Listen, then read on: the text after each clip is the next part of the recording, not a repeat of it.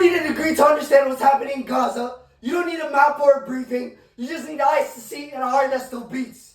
People are starving. Children are dying. Hospitals are burning. And it's not because there's no food. It's not because there's no aid. It's because someone decided they can't have it. For nearly 3 months, Gaza was locked down. No trucks, no water, no fuel, no medicine. Nothing got in, nothing got out. 2 million people, men, women, children, were left without the basics needed to survive while the world watched and waited. They called it a military operation, like that word changes what it is, like that word makes it right. But you don't fight terror by starving civilians. You don't defeat an enemy by letting hospitals fall apart and children waste away. That's not war, that's punishment.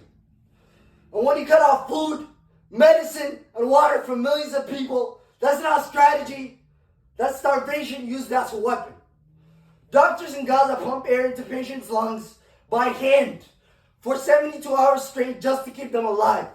Nurses stitch wounds without anesthesia because there is none. Parents give their kids raw flour because it's all they can find, if they can find anything at all. And still the bombs fall, schools turn into shelters are hit, homes are leveled, medical supplies stored inside hospitals are destroyed by airstrikes. They say evacuate, but where? There is no safe place. Every time they move, they lose more. Clothes, food, family. And still they're told to keep going, to survive, but with nothing. Some call it control, I call it cowardice. Because real strength doesn't come from bombing the hungry. Real strength comes from protecting the weak, from making sure every child gets to eat, every mother gets care, every person gets to live. Not someday, not after a deal, now. And yet only a handful of trucks are allowed in, barely enough to make a dent in hunger and pain. They call it a drop in the ocean. Tell that to the ones who've already drowned in hunger. World leaders talk, they warn, they threaten sanctions, but the bombs keep falling. Words won't stop this, only action will. We don't need more meetings, we need borders opened, we need aid flowing, we need the killing to stop. Because if we accept this, if we let this go on, then we become a part of it. We become the ones who stood by while people starved, while children died, while hospitals burned. This isn't power, this is shame. And history will remember what we did or didn't do to stop it. So I ask you, will you look away or will you stand up? Because silence is not peace. It's permission.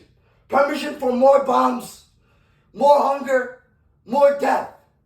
And if you think this won't come back to haunt us, you're wrong.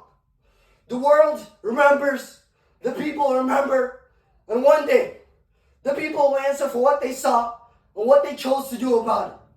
Let me be clear. You can occupy land, you can destroy buildings, you can drop bombs until the sky turns black, but you cannot bomb truth. You cannot bury suffering. You cannot silence conscience. Because long after the dust settles, long after the guns stop firing, the world will ask, who stood by? Who spoke up? Who acted? Don't be the ones who looked away. Be the ones who said enough.